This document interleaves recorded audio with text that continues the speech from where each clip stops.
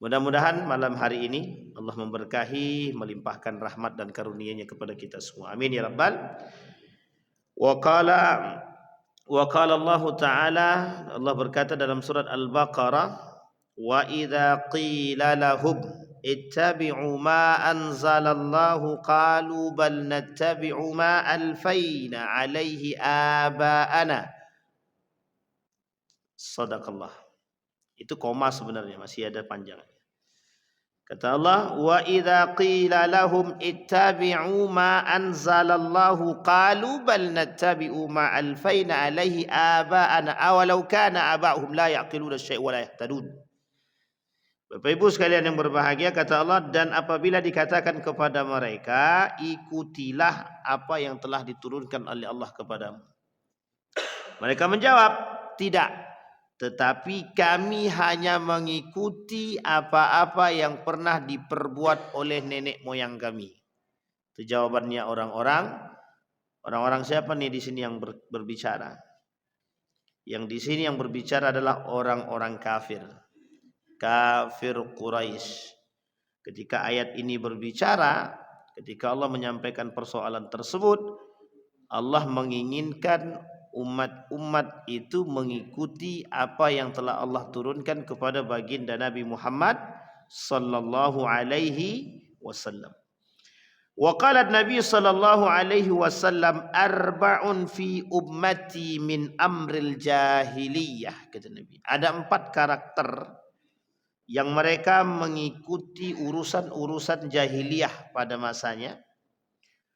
La yatrukuna hudna al-fakhru fil ahsabi. Mereka tidak meninggalkan keangkuhan, kesombongan, yang suka berbangga-bangga, yang tidak mereka tinggalkan. Wa ta'nu fil ansab. Mereka suka membangga-banggakan nenek moyang mereka, luhur mereka. Kemudian wal istisqa'u bin nujumi, dan mereka mengaitkan turunnya hujan kepada bintang-bintang tertentu. Kemudian dalam riwayat yang lain Nabi kata, wadniyahatu, an-niyahatu meratapi mayat-mayat yang berlebihan. Wa qala adnaiha, idza lam tatub qabla mautiha tuqamu yaumal qiyamah wa 'alaiha sirbalun min qatirani wa dir'un min jarabin. Lalu beliau bersabda, orang yang melakukan niyahah bila mati dan belum bertaubat, maka ia akan dibangkitkan pada hari kiamat dan ia dikenakan pakaian yang berlumur dengan cairan tembaga serta mantel yang bercampur dengan penyakit jarabun, gatal. Baik Bapak Ibu sekalian yang berbahagia, malam hari ini kita berbicara tentang amrul jahiliyah, berbicara tentang persoalan jahiliyah. Man khala'a yadan min ta'atin laqiyallahu yaumal qiyamah wala hujjatalah. Wa man mata laisa fi uqbatihi bai'atun mata maitatan jahiliyah. Barang siapa melepaskan tangan dari ketaatan kepada penguasa, maka ia akan bertemu dengan Allah pada hari kiamat dalam ia tidak punya argumen apapun untuk membelanya. Barang siapa yang mati dalam keadaan lemahnya keimanan dan tidak ada pembaiatan, mereka mati dalam keadaan jahiliyah. Baik Bapak Ibu sekalian yang berbahagia, di dalam Al-Quran ada 4 karakteristik jahiliyah. Ada 4 karakter jahiliyah. Di dalam Al-Quran, siapa sebenarnya yang disebut oleh Allah di dalam Al-Quran itu orang-orang jahiliyah.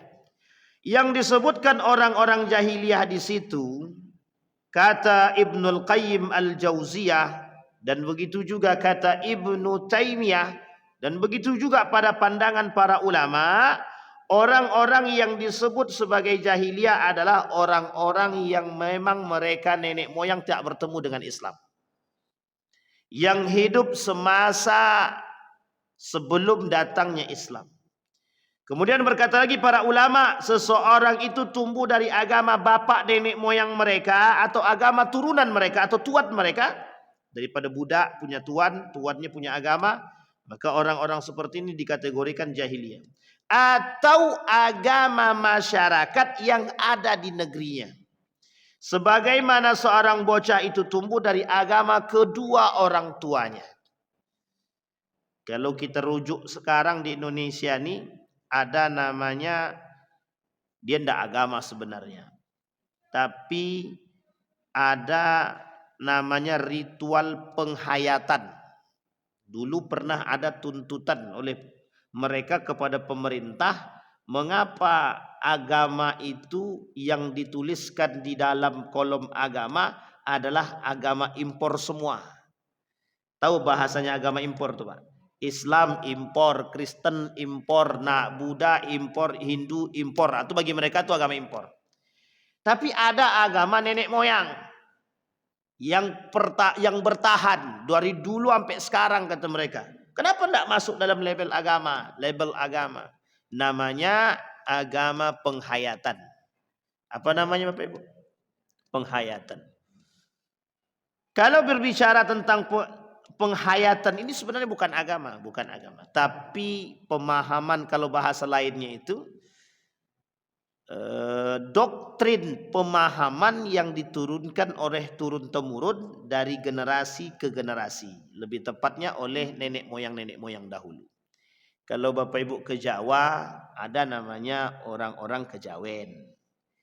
Kejawen ini itu turunan agama. Datang Islam, disebutlah Islam Kejawen. Masuk Islam mereka, tapi masih Islam Kejawen. Terkategorikan oleh sebagian ulama mengatakan sinkritisme. Tahu sinkritisme? Sinkritisme itu mencampur adukkan agama. Namanya sinkritisme. Besok dia pergi ke laut sesajenan, nanti sholat maghrib dia sholat. Itu namanya sinkritisme namanya. Sholat Jumat dia sholat, habis itu dia besoknya pas lagi tahunan, sesembahannya adalah tetap melakukan sesembahan pada pohon, matahari, laut dan lain sebagainya, atau penunggu-penunggu tertentu. Ini laut ini Ustaz sudah memberikan kami banyak pendapatan. Jadi kami harus memberikan sesajenan kepada mereka. Misal dikasihlah ayam, disebarkanlah di laut itu. Ada juga yang memberikan ini, pohon ini sudah lama bertahan di sini. Kami selalu datang di sini meminta dan selalu diberikan. Kemudian dibawalah situ ayam panggang. Dipanggangnya enak-enak itu. Kan sayang basi begitu aja gitu. Kalau mau makan ya datang ke sana gitu. Ini paham Bapak Ibu ya? Ini adalah turunan nenek moyang. Nah ini kata para ulama itu yang masih mengikuti agama nenek moyang, yang belum mengerti tentang kedatangan Islam. Sebagian ulama yang lain mengatakan sebelum datangnya Islam, qabla maji'il Islam, sebelum datangnya Islam itu jahiliyah. Nah, ini perlu kita garis bawahi, jahiliyah dulu itu apa sih artinya jahiliyah itu? Apa yang disebut dengan jahiliyah? Apakah jahiliyah itu bodoh? Ataukah jahiliyah itu tidak mengerti? Baik, kita lihat Bapak Ibu. Kalau kita berbicara perdagangan, orang Arab sebelum datangnya Islam itu ahli dalam soal perdagangan. Itu bukan main-main, itu keahlian mereka orang Arab itu. Sekali keluar dari kampung 6 bulan Pak, 6 bulan, setahun, 2 tahun mereka dagang itu, dagang. Pulang-pulang itu bawa istri baru dia. Serius Bapak Ibu. Atau kalau tidak pulang bawa istri baru, dia menetap di tempat tersebut, dia punya istri di situ. Jadi pedagang-pedagang Arab itu jarang yang punya istri satu, itu jarang. Misal dia pergi ke Cina, dia punya istri di Cina. Dia pergi ke Ternate, dia punya istri di Ternate. Ada anaknya, makanya ada banyak keturunan Arab di Ternate. Itu banyak itu keturunan Arab di sana itu. Ambon, itu banyak sekali. Karena waktu itu ketika Islam datang itu pada abad ke-7, ke-8. Itu Nabi masih hidup itu. Ekspansi yang dilakukan, ekspedisi yang dilakukan oleh para sahabat-sahabat Nabi itu masih ada. Dan itu bukan, jadi Islam masuk ke Nusantara ini bukan pada abad ke-13. Dan bukan pada masa Samudra Pasai. Samudra Pasai itu abad ke-13 ke atas, itu resminya kerajaan Islam. Sebelum kerajaan Islam, Islam sudah masuk ke Nusantara ini. Itu abad ke-7 ke-8. Boleh dicek dalam beberapa literatur ilmiah, termasuk penulisnya adalah Azumardi Azra, seorang majelis ulama Indonesia, profesor di Universitas Syarif Hidayatullah Jakarta. Beliau melakukan penelitian tersebut. Dan oleh Rihla Ibnu Battuta juga sudah diketahui itu sejarah masuknya Islam itu ke Nusantara. Nah, tapi jalur masuknya itu melalui yang tadi.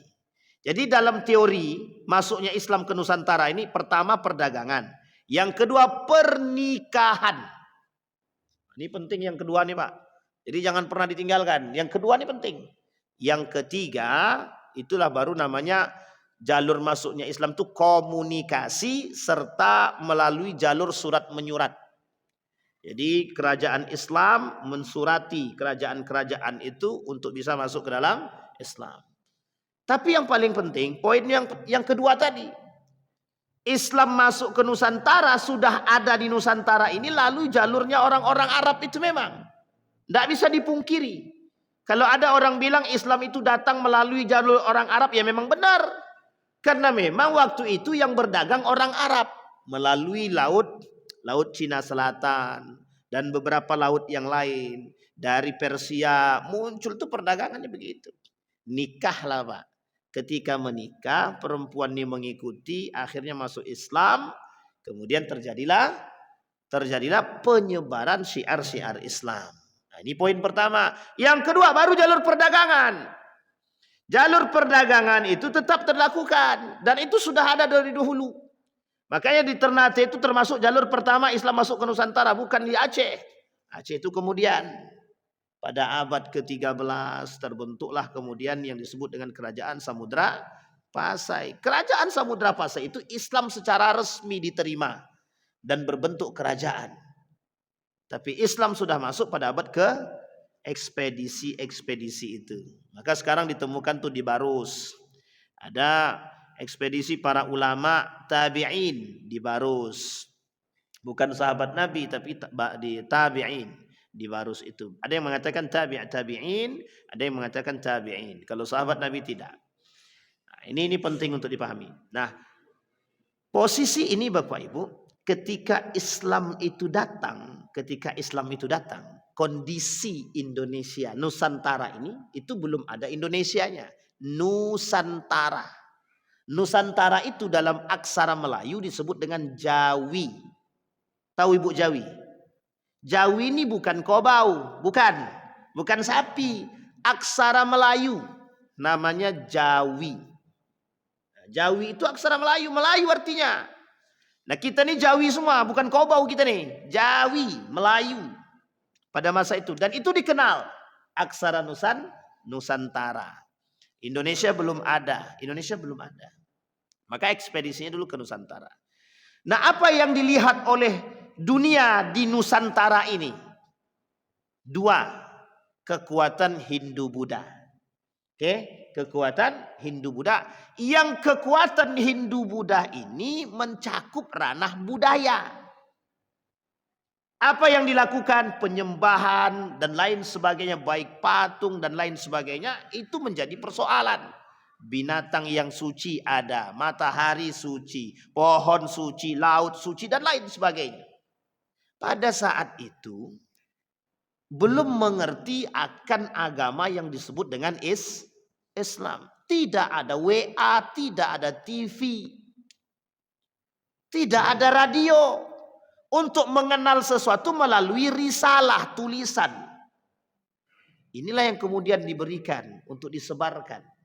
Jadi biar kita paham nih dalam aturan sejarah gitu. Disebarkan Pak. Bismillahirrahmanirrahim. Asyhadu an la ilaha illallah wa asyhadu anna Muhammadar Rasulullah. Begitu dimulai surat tersebut. Ketika Nabi mengirim surat kepada Raja Kisra, Heraklius, begitu juga sama. Bismillahirrahmanirrahim. Asyhadu an la ilaha illallah wa asyhadu anna Muhammadar Rasulullah. Ditulis oleh para sahabat, dikirim Pak. Ada yang ditolak mentah-mentah, ada yang diterima dan lain sebagainya. Nah Islam begitu datangnya. Uniknya, sebelum datangnya Islam, Yang berjaya adalah yang kuasa. Yang berjaya adalah yang kuasa. Yang punya harta, yang punya kekuasaan, itu mesti jaya dia. Tapi yang tidak punya kekuasaan, yang tidak punya harta, ya tetap akan dalam keadaan miskin, ya miskin aja. Dan kondisi ini Bapak Ibu adalah kondisi yang mohon maaf kita tidak memiliki aturan baku. Tidak ada aturan baku. Perempuan berpakaian bebas terserah, yang penting aurat tertutup. Secara nalar ketika itu adalah siapa yang paling kuat dia berhak mendapatkan apa yang dia inginkan. Termasuk ketika itu siapapun yang kaya dia berhak membeli, mencari. Pokoknya kalau ada perempuan, pokoknya Bapak Ibu ibu-ibu ya, perempuan itu sangat tidak berharga sekali pada masa jahiliyah, tidak ada harga. Sama sekali tak ada harganya. Ibarat sendal dan barang. Kapan kami mau pakai, kami pakai, tidak pakai kami buang. Itu perempuan pada masanya. Islam datang. Datangnya Islam merubah semuanya. Bangga enggak ibu-ibu tuh? Hari ini dihormati sebegitunya. Kata Nabi, ibumu, ibumu, ibumu, baru bapakmu. Seolah-olah bapak ini paling terakhir dan pokoknya kami dulu ibu, dulu ibu, dulu ibu, dulu baru bapak-bapak. Gitu deh. Kalau dulu sebelum jahiliyah, perempuan tidak ada sama sekali nilainya. Budak, kalau kamu budak bawa ke sini. Anak dari dirimu tetap budak. Jadi mau 10 anaknya tetap budak deh. Tidak ada penghormatan berharga tuh, tidak ada. Apalagi kalau sempat budaknya perempuan. Oh makin jadi dah tuh. Kapan nak pakai-pakai, tak pakai buang. Nak jual silahkan bebas. Berharga tidak perempuan ketika itu? Tidak berharga sama sekali. Perempuan tak layak seperti seorang budak pemuas. Begitu juga seorang pembantu. Saking tidak bernilainya wanita ketika itu. Datang Islam. Nabi datang Pak. Nabi datang. Bawa risalah Islam, kebaikan. Dirubah sama Nabi. Sama ketika Islam datang ke Indonesia, begitu modelnya Pak. Melihat di sono penyembahnya matahari. Tengok sono sembahnya pohon. Tengok sono sembahnya patung. Tengok belakang sembahnya binatang. Nah kok yang disembah lain semua? Ternyata setiap yang disembah memiliki perilaku-perilaku yang aneh dan lain sebagainya. Yang tak bisa dinalar oleh akal. Islam datang merubah. Islam datang merubah. Maka di dalam Islam hal-hal tersebut bertentangan dengan nilai-nilai. Tidak disukai oleh Allah. Nah ini karakter jahiliyah pada masanya. Itu di Nusantara. Bagaimana ketika sebelum Islam datang, jahiliyahnya pada saat itu. Jahiliyah pada masa sebelum datangnya Islam itu bukan persoalan kebodohan, bukan. Tapi persoalan menerima kebenaran. Orang yang tidak mau menerima kebenaran disebut dengan jahiliyah pada saat itu. Contoh, Abu Lahab, Abu Jahal, Abu Sufyan. Abu Sufyan sebelum masuk Islam itu jahiliyah dia. Dia tahu kebenaran tapi dia nggak mau masuk Islam. Itu makanya jahiliyah dia. Berarti sekarang banyak jahiliyah itu, banyak. Tenang aja. Yang mau disebut jahiliyah saja, yang tak mau deh sudah, tak ada masalah. Tapi posisinya begitu. Iya. Karena ketika itu kalau dibilang bodoh, enggak. Oh mereka bodoh Ustaz, tidak. Matematika mereka cerdas. Daya ingat mereka kuat. Mereka sampai hafal nasab sampai keturunan sampai ke atas. Hafal mereka. Cerdaskah mereka? Cerdas. Lah kok bisa dipanggil jahiliyah? Mereka jahiliyah dari urusan agama yang menolak kebenaran Islam. Sampai di sini paham Bapak Ibu ya? Jadi karena menolak kebenaran Islam itulah yang disebut dengan jahiliyah. Nah kemudian Bapak Ibu sekalian yang berbahagia, inilah yang disebut dengan jahiliyah. Orang-orang yang menolak kebenaran. Termasuklah ketika itu paman Nabi. Orang-orang yang enggan masuk ke dalam Islam. Sebelum mereka masuk ke dalam Islam, mereka tergolong dalam kategori jahiliyah. Maka di dalam Al-Quran karakter itu ada disebut. Yang pertama kata Allah dalam Al-Quran, wa ta'ifatun qad ahammatshum anfusahum yadhunnuna billahi ghairal haqqi zannal jahiliyah. Mereka yang berpikir bahwa Allah tidak punya kuasa, bahwa Allah itu tidak ada, bahwa Allah itu bukan siapa-siapa, itu jahiliyah. Apa maksudnya? Orang yang menafikan keberadaan Allah, yang tidak memahami kekuasaan Allah, jahiliyah. Orang yang berpikir seperti orang-orang jahiliyah sekalipun dia sudah muslim. Maksudnya bagaimana berpikir dengan jahiliyah itu? Gini contohnya. Orang jahiliyah itu tidak percaya Allah. Orang jahiliyah tidak percaya Allah. Sehingga dia tidak mau login. Login itu masuk ke dalam Islam. Sekarang uniknya, muslim tapi tidak percaya sama Allah. Kira-kira lebih jahiliyah mana? Orang muslim tapi nggak percaya sama Allah. Gitu. Orang muslim tidak percaya sama Allah. Kalau orang kafir tidak percaya sama Allah masih masuk akal tak? Nah ya memang karena dia kafir makanya nggak masuk Islam dia. Karena dia nggak percaya sama Allah maka dia nggak masuk Islam. Ini ada orang muslim dia mengaku beriman dia kepada Allah tapi dia tak percaya kepada Allah. Sekarang saya tanya Bapak Ibu. Mungkin tidak kita terjebak dalam hal tersebut? Mungkin apa tidak? Sangat mungkin sekali. Makanya kita ini lebih jahiliyah daripada orang jahiliyah. Kenapa kita nggak percaya sama Allah kok? Kita nggak percaya sama Tuhan. Ngaku punya Tuhan tapi kita nggak percaya punya Tuhan. Kapan pula Tuhan itu berkuasa? Tuhan itu kan di atas, dia nggak tahu apa yang kita buat di bawah nih. Mak sebegitunya kita menghinakan Allah. Yakin ke Allah tidak lihat. Ini pernah terjadi Pak, seorang artis nantang Tuhan. Hei Tuhan, saksikan aku sedang berzinah nih. Gitu. Hei Tuhan, mana Tuhanmu itu yang dianggap paling baik itu Tuhan. Hei saksikan aku sedang berzinah nih. Gitu. Na'udzubillah. Na'udzubillah. Itu beda tipis dengan jahiliyah itu. Sama-sama. Tapi yang ini lebih parah jahiliyahnya itu. Dulu dalam perang Uhud itu ada orang munafik. Apa kata dia?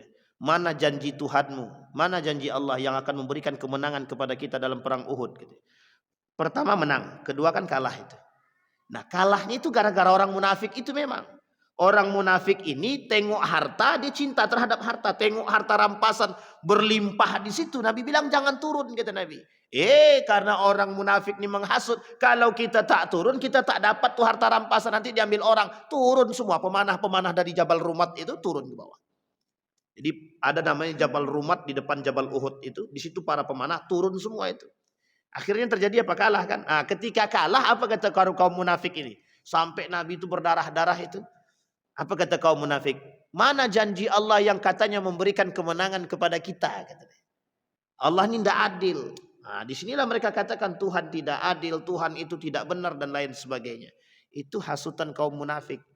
Nah kepada masa Nabi saja, pada masa Nabi sudah ada karakter jahiliyah itu dalam diri orang-orang munafik yang mengaku dan masuk ke dalam Islam.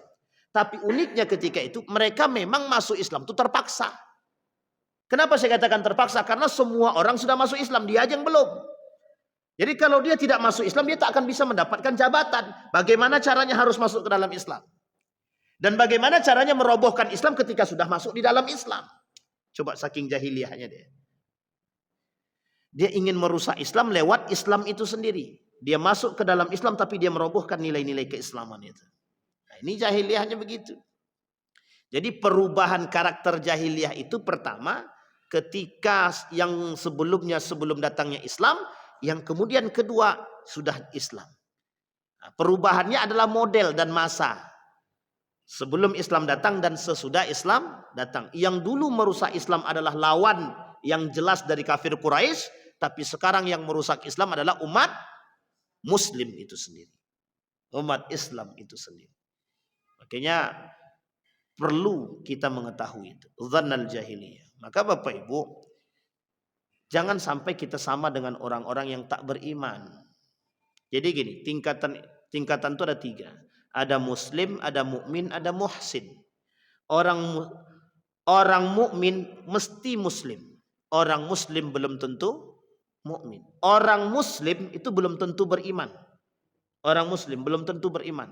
Makanya banyak Islam KTP atau Islam abangan. Tapi orang mukmin mesti Muslim. Karena syarat menjadi orang beriman adalah Islam. Nah, ini harus dipahami di situ. Nah, maka kita butuh itu. Jadi kita butuh. Tingkatan kita sekarang di mana? Muslim sudah. Mukminkah kita? Percayakah kita kepada Allah? Nah yang ketiga tingkatan tertinggi namanya muhsin. Muhsin ini adalah di atas daripada mukmin. Dia tahu bahwa dengan keimanan itu dia tercipta karakter dan akhlak mulia. Ada orang mukmin tapi tak berakhlak, ada. Beriman dia kepada Allah tapi tidak punya akhlak, itu juga ada memang. Bukan tidak ada memang. Sampai sini paham ya Pak? Baik. Zannal jahiliyah. Yaquluna halana minal amri min syai' qul innal amru kulluhu lillah. Jadi yang perlu kita pahami bahwa segala sesuatu yang ada di muka bumi ini, segala urusan yang Allah berikan, begini logika sederhananya. Yakin kita dengan Allah, maka setiap yang kita miliki dari problem dan urusan yang kita miliki mesti Allah tahu. Mesti Allah tahu. Bapak Ibu punya masalah apapun Allah pasti paham. Maka kalau kita punya masalah datang kepada Allah. Jangan datang kepada manusia dulu. Entar dulu datang manusia entar. Datang ke Allah dulu. Ya Allah, aku curhat. Salah satu curhatnya ya Allah, aku tak punya duit. Pokoknya aku tidak mau tahu ya Allah, besok aku mau makan apa aku tidak tahu. Tapi yang jelas aku yakin bahwa engkau tak akan mensia-siakan umatmu. Pasti Pak. Bicara begitu saja tidak ada masalah kok. Boleh kami bicara begitu sama Allah Pak? Boleh. Yang penting jangan mencaci maki Allah. Tapi sebaik-baiknya berbicara dengan Allah itu berkomunikasi dengan Allah. Puji dulu. Ya Allah, engkau maha kuasa. Engkau maha pengasih, penyayang. Sama kayak minta duit sama Bapak. Pak, Bapak ganteng betul hari ini Pak. Pasti ada maunya nak. Iya Pak, minta duit. Nah, dapat duit itu Pak. Pak, minta duit Pak. Duit ke duit. Ah itu mesti begitu. Begitu juga sebenarnya dengan Allah. Puji dulu Allah itu. Makanya kita beristighfar. Sebelum kita berdoa kita beristighfar, memuji, tahmid, tahlil, tahtim, segala macam kita buat Pak. Itu pujian kepada Allah. Sehingga setelah itu kita berdoa kepada Allah, ya Allah, aku punya masalah ya Allah. Apa masalahnya? Aku belum bisa duduk di kursi DPR itu ya Allah. Gimana kira-kira tahun depan ya Allah, tahun selanjutnya bisa enggak aku duduk di sana? Kata Allah, insya Allah kau bisa duduk, yang penting jangan main suap. Kata dia, selesai. Mungkin atau tidak itu tergantung Allah. Baik, itu yang pertama, zannal jahiliyah. Tapi jangan setelah berdoa kita ragu. Ya Allah, gimana caranya ya Allah? Pokoknya aku nggak mau tahu ya Allah. Aku minta ya Allah, engkau berikan hamba mobil Ferrari ya Allah. Tapi kemudian dia mikir, dari mana datangnya gitu. Kerja tidak, ini tidak, kok dapat Ferrari. Jangan pernah ragu dengan urusan Allah. Itu urusan Allah, yang menentukan itu urusan Allah. Bapak Ibu, saya punya cerita kawan sendiri. Apa kata kawan saya begini? Ya Allah, Fulanah ibn Fulanah itu mesti jadi istriku. Kalau seandainya dia bukan istriku, pokoknya kau jadikan dia istriku. Coba gila. Dia berdoa sama Allah begitu di malam. Ya Allah, Fulanah ibn Fulanah harus jadi istriku. Kalau seandainya dia bukan istriku, maka dia harus jadi istriku. Sekarang udah 3 anaknya. Tapi itu kebetulan pusat. Wallahu alam. Tapi itu sudah qadarullah, itu takdirnya Allah begitu memang. Bayangkan Pak. Jadi kita tidak tahu. Itu urusan Allah. Ada laki-laki Pak. Ditolak sama perempuan sampai puluhan kali. Tapi dia yakin kalau perempuan itu istri dia. Betul Pak, jadi istri dia sekarang. Tapi minta yang benar sama Allah. Tapi ingat, itu yang bukan istri orang ya. Jangan pula istri orang, pula yang didoakan. Na'udzubillah summa na'udzubillah. Itu yang pertama. Zannal jahiliyah. Jangan pernah ragu dengan urusan itu. Itu urusan Allah. Semua urusan Allah. Hanya saja dia bersyarat Pak. Bersyarat. Jangan ada sedikit pun keraguan dalam hati kita tentang urusan Allah. Maka sedikit aja kita punya keraguan dengan Allah, selesai urusan. Kita ambil contoh. Bapak Ibu pengen cium Hajar Aswad. Jangan ada keraguan. Kalau ada ragu mesti tidak bisa. Tidak akan bisa. Tapi yakinlah mesti bisa kami cium Hajar Aswad itu meskipun badanku kecil. Bisa. Tapi ingat, pasrahkan diri di situ. Ya Allah, aku belum pernah mencium Hajar Aswad nih. Dan aku tak mau pakai calo ya Allah. Tapi aku yakin betul malam hari ini aku bisa. Nengok badan orang besar, aku tak yakin lah, ragu dah. Balik dia balik. Tak jadi Pak. Tapi tembus saja, insya Allah. Dan ini fakta Pak. Cerita itu fakta. Tidak ada yang tidak. Itu contoh Pak. Maka kalau mau lihat kekuasaan Allah secara zahir itu memang di tanah suci itu nampak semua itu. Nampak semua. Yakin kita bisa. Ya Allah, aku mau ke masjid. Tapi ada orang tidak mampu, aku bantu ya Allah, aku bantu. Aku tidak tahu lagi bagaimana, pokoknya aku bantu orang, engkau bantu aku ya Allah. Mungkin tidak terjadi itu. Yang seharusnya kita sudah tidak bisa masuk ke dalam Ka'bah itu karena terlambat, tapi kalau kuasa Allah lewat saja. Justru orang ngantri panjang lebar mau masuk karena udah nggak bisa, karena sudah azan ditutup mau ke bawah. Tiba-tiba datang orang sini, lewat aja. Coba bila itu urusan Allah, kita tidak punya urusan, Pak. Kita berikhtiar sekuat tenaga kepada Allah. Yang penting jangan ragu. Kalau ragu selesai urusan. Yang kedua, afa hukmul jahiliyah yabghuna wa man ahsanu minallahi hukman liqaumi yuqinun, kata Allah. Ada namanya hukum jahiliyah. Nah, ini saya sebenarnya sedang tidak mengkritisi hukum manapun. Tapi memang penjajahan Belanda itu memang meninggalkan bekas kepada kita. Salah satu hasil jajahan Belanda yang sampai hari ini bertahan adalah hukum. Itu kalau Bapak Ibu lihat hukum kita, itu setengahnya itu masih hukum Belanda itu. Masih peninggalan Belanda, setengahnya itu. Hukum positif kita itu setengahnya masih peninggalan Belanda. Lebih mungkin setengahnya. Padahal sarjana hukum kita banyak banget. Ada Prof. Mahfud MD, Yusril Ihza, Mahendra, dan lain-lain. Tapi kita masih harus mengacu kepada itu. Apa masalahnya? Wallahu a'lam. Sampai sini pahami. Nah, sekarang yang dimaksud dengan hukum jahiliyah ini apa? Kita kembalikan pada poin terakhir tadi, Pak. Yang disebut dengan hukum jahiliyah itu begini. Ada yang disebut dengan tiarah. Dulu orang-orang jahiliyah itu mengembalikan semua urusan yang mereka miliki itu kepada dukun. Kepada orang pintar yang bisa melihat bintang.